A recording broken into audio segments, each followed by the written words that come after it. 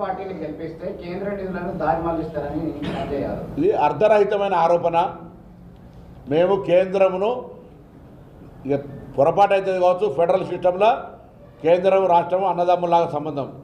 అంతకొక మెట్టు దిగి మా ముఖ్యమంత్రి, మంత్రులు, ప్రధానమంత్రిని, గౌరవ మంత్రులు వందల సార్లు కలిస్తే 2 బడ్జెట్లలో ఇచ్చింది పెద్ద గుండు సున్నా.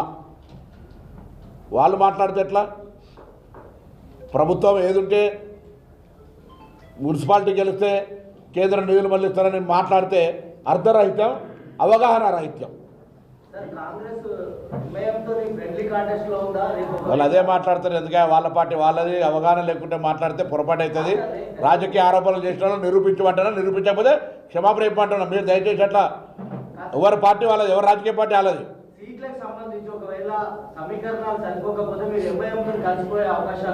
పిల్ల ఉట్టకముందే కుళ్ళ కుట్టేది ఆలోచన లేదు. అప్పుడు తర్వాత చూస్తాం రాజకీయం.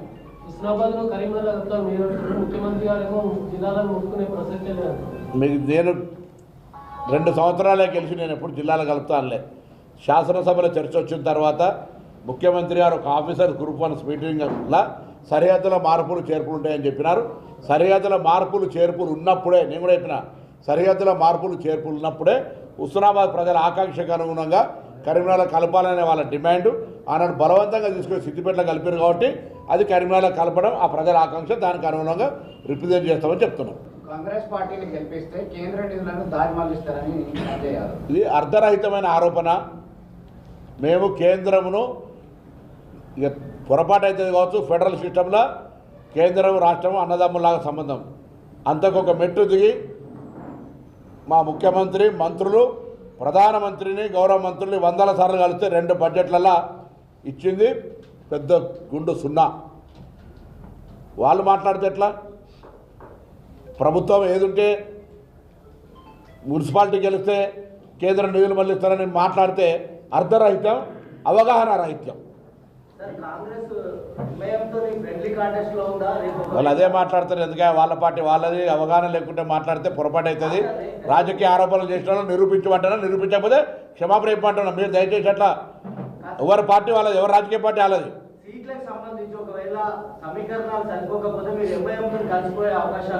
పిల్ల ఉట్టకముందే కుళ్ళ కుట్టేది ఆలోచన లేదు. అప్పుడు తర్వాత చూస్తాం రాజకీయం.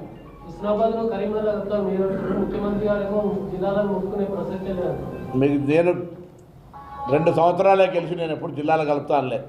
శాసనసభలో చర్చ వచ్చిన తర్వాత ముఖ్యమంత్రి గారు ఒక ఆఫీసర్ గ్రూప్ 1 మీటింగ్లో సరిహద్దుల మార్పులు చేర్పులు ఉంటాయని చెప్పినారు. సరిహద్దుల మార్పులు చేర్పులు ఉన్నప్పుడే, నేను కూడా చెప్పిన, సరిహద్దుల మార్పులు చేర్పులు ఉన్నప్పుడే హుస్నాబాద్ ప్రజల ఆకాంక్షకు అనుగుణంగా కరీంనగర్లో కలపాలనే వాళ్ళ డిమాండు. ఆనాడు బలవంతంగా తీసుకొని సిద్దిపేటలో కలిపారు కాబట్టి అది కరీంనగర్లో కలపడం ఆ ప్రజల ఆకాంక్ష, దానికి అనుగుణంగా రిప్రజెంట్ చేస్తామని చెప్తున్నాం.